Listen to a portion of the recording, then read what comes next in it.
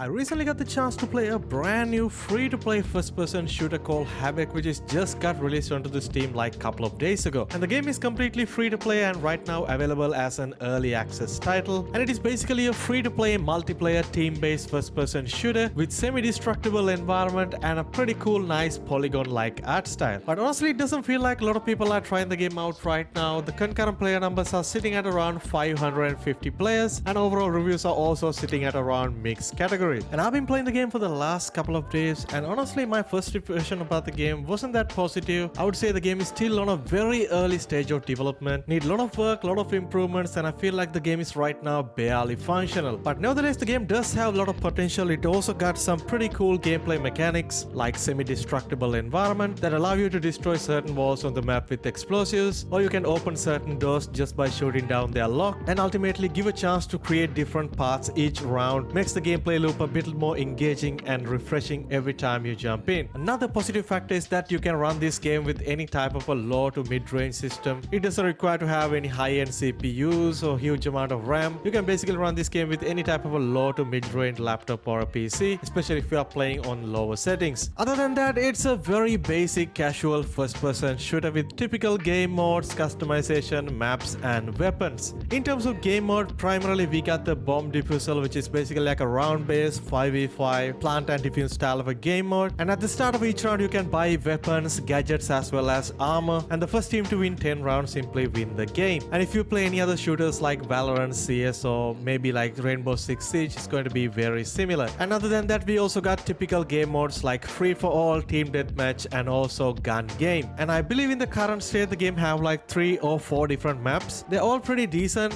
but at the start it was very hard to understand the layout. Even looking at the minimap it was a bit more confusing, but it does work pretty well with the game modes that we have right now. In terms of weapon, there is not a lot actually. We got 7 primary weapons including assault rifles, sniper rifles, shotguns, and also there are 5 different secondary weapons, 3 different power-up weapons, and also a bunch of lethal and non-lethal throwables. And there is also a very basic training map where you can jump in and test out different weapons. The game also have very little to no customization. You can only change your scope while you're in the game, and there is no any sort of a weapon loadout customization or character customization, which is kind of disappointing on a free-to-play game. And also right now the game doesn't have any official dedicated servers. It only supports player-hosted servers. There is also a separate server browser where you can sort out and select different servers that you want to join in, or you can create your own servers and invite your friends or random people to join your lobby. But you cannot simply select the game mode or the maps that you want to play. You have to go through every single server and click on it just to see what the game modes that they are hosting right now. And also when it comes to making your own server, I don't see any options to select different maps or different game modes that you really want to play. It only gives you the option to change the name and the password, which is another huge disappointing factor. And other than all the casual game modes, there is also going to be a dedicated rank mode. Right now it simply does not available. It says it is coming soon. And also the performance of this game is honestly wasn't the best. I played this game on a pretty high-end PC, but I definitely noticed some frame drops and stutters here and there. And also the servers wasn't the best. Of course it's player hosted servers. There's going to be issues. Sometimes they just kick you out of the lobby. And there's also a very inconsistency when it comes to shooting and hit registration, which is a pretty common issue for most of these early access titles, but hopefully